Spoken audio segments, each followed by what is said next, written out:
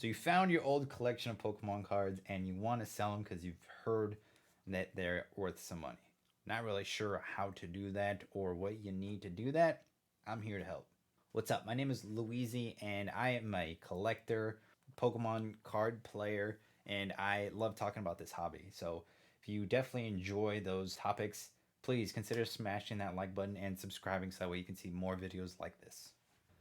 Whether you just want to sell off your collection for some side money or maybe you want to make a bigger purchase in the future, I believe that these are the 6 essential items that you're going to need to sell these online. I'm even going to add in some extra items that you might need and explain why those items might help you out. And I'm even going to help you out with some bonus tips on how to sell your cards online. So stay to the very end to get those as well. Now, for the average person in the hobby, all of these are pretty basic. So this is meant as an introduction for those who have no clue on how to sell their stuff. Everything I mentioned in this video will have a link to it at the very bottom of the video, so make sure to check those out if you're interested in any of those and where I got them. The first thing on our list are penny sleeves. Now, as the name intends, these are usually pretty cheap, but they actually serve an important purpose in protecting the surface of the card. Now, as far as what kind of brands you should get, I typically get the Ultra Pro card sleeves. There's a lot of other manufacturers that do the same thing and are just as good, but Ultra Pro is pretty standard. I like them. Um, they're extremely affordable right now. They do a good enough job. When you do happen to get a sleeve, they are the proper size. They have more than enough room. They might loosen up a bit, but they're pretty sturdy in there. So I really have never had a problem with this. So rest assured, these are a great choice. Now, this also pairs up with the next important item on our list, the top loader. Another product by Ultra Pro. These have actually been going up in price as we are still in the pandemic, but these flexible pieces of plastic are very important. Once you put them in, they are flexible, but they do prevent heavy scratches on the surface of the card. They also prevent damage on the corners, and these are typically the standard in this is the standard way that most people tend to send out cards, right? It's not very pretty, but it's very basic and it's very much protecting the card from any type of damage when you do ship it out.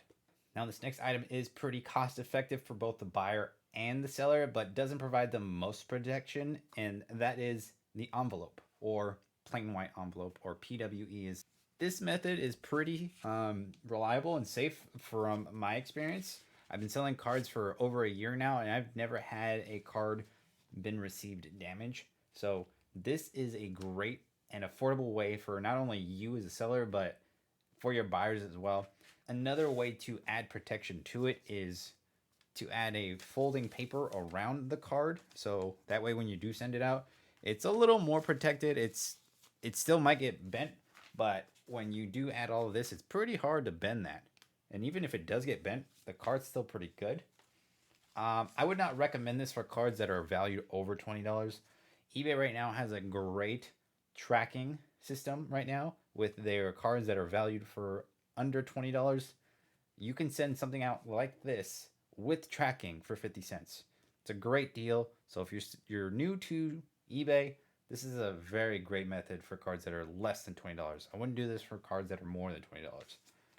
Now, if you don't sell on eBay, and I would recommend you do that because it's a very great website to do it on. If you don't sell on eBay, the thing that will pair really well with an envelope, stamps.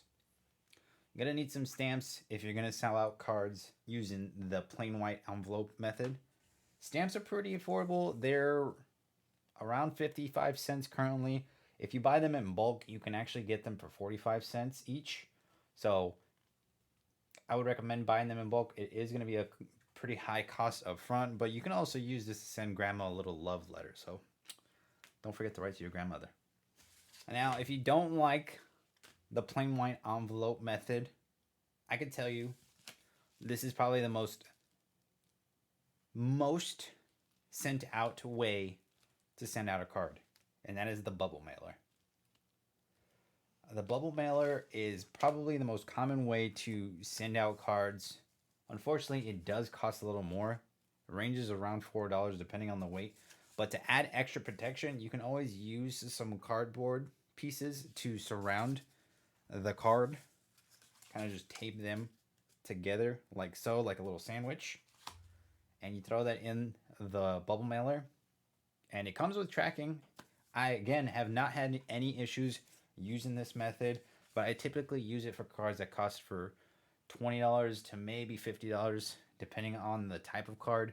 But this is a pretty safe method. I would highly recommend it doing it. Now, we've been talking a lot about weight and packaging and how that affects the shipment. Um, Obviously, the heavier an item is and the bigger the item is, the more costly it's going to be. But typically, with a single card or maybe one or two cards that you send out, the amount of weight determines how much the cost of the shipment is going to be. So, one way to determine that for you would be to get yourself a little mini scale. Now, I love this portable one because it fits in your pocket if you're ever on the go. If you have a food scale, it still works the same way, and they're pretty accurate. So definitely invest into these. These are running about $15 to $20, usually around the $15 range. But some of the nicer looking ones are around 20. Definitely get one of these if you try to do multiple cards at once. Definitely saves you time instead of having to wait in line at the post office for them to tell you how much it weighs. Now that we've gone through all of the essential items that you're going to need if you're selling off your cards, I'm going to mention some bonus stuff. Now, I know a lot of this might seem like a very big upfront cost, so that way you can make a few bucks back, but I'm telling you, a lot of this stuff is going to really save you a lot of money if you buy it in bulk. Um, but if money is the issue, try reusing as much as you can. If I buy a card, I typically save the penny sleeve and the top loader and reuse it to sell off some of my collection. So save off some money if you are buying cards. Same thing with boxes. If I could buy an Amazon product, I'm saving that Amazon cardboard box and then shaping it down to a smaller box. That way I can send these high dollar cards out. Like typically $100 card wouldn't just go in a bubble mailer. I would throw it in a bubble mailer, put it in a box, stuff it up so that way it's not wiggling, and then ship that out. So definitely a great tip on how to save money when shipping stuff out. Now, to finish this off, if you're trying to do this long term, understand this is a grind. Try not to sell off the biggest card that you have right off the bat. I would highly recommend starting off with sending off and selling $20 cards here, or maybe a $5 card here and a $2 card there. That way you build up a reputation, because if you try to get the most right off the bat, people are going to be very skeptical of you because you don't have a lot of sales under you. And especially on places like eBay, people really look at your seller rating and they want to see that you've sold some stuff. So they really want to have that trust with you. And the more trust they have, the more likely they're going to give you that dollar amount. Really make sure that the product is going to get there safely. You want to make sure that the people who enjoy this hobby, the collectors, the players, the investors, receive a nice card so that way they give you a good review. And good reviews are great because that means that you're more likely to make more sales, and more sales means more money, and more money means that you can enjoy this hobby or maybe buy something nice for you or your significant other. So that's the video. Thank you so much for watching. If you watched this far, if you feel like I missed an item or two, definitely leave it in the comments below. Or let me know what you guys thought.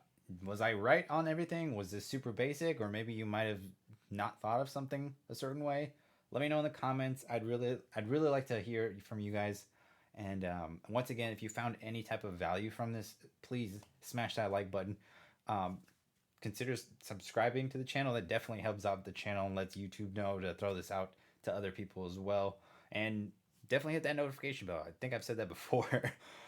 Share this with your friends. I know I get a lot of questions on how to sell and what I should be doing. Share this with your friends. This is gonna cut you some slack and make it easier on them. So definitely do that. Help me help you. I plan on doing weekly videos similar to this. I am a collector and I enjoy hearing these types of videos. So maybe this helps you out in your venture with collecting in Pokemon or any other type of card hobby. So let me know in the comments if you want to see more things like this or if you have any other questions. Thank you all so much and have a wonderful day.